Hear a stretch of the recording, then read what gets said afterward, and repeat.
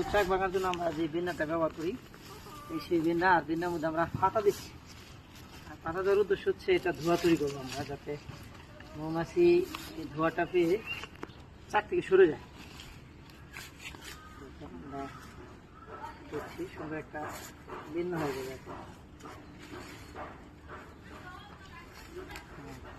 এটা বিষয়টা এটুকুই, এটা দিলে আচ্ছা আপনার বিন্নাটা কম পড়বে আর ধোঁয়া তৈরি হবে প্রচুর।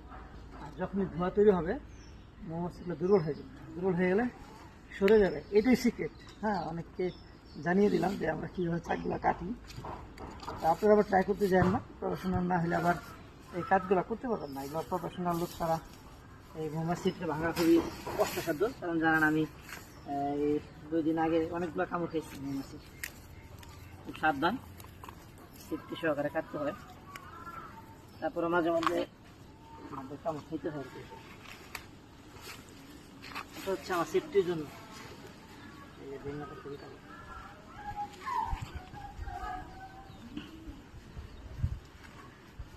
সুন্দর একটা ভিন্ন হয়ে গেল আমার কাছে। এটা হচ্ছে মেনুটা। আর চাক ওই চাকটা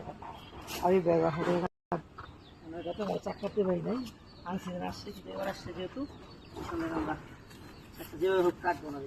হয়ে গেল আমাদের। এটা হচ্ছে কাছি আমারটা দিয়ে নামানোর জন্য। আর একটা মাস্ক ব্যবহার করবো। শীঘ্রই বাকি ভিডিওটা ইনশাআল্লাহ দেখতে পারো। ধন্যবাদ।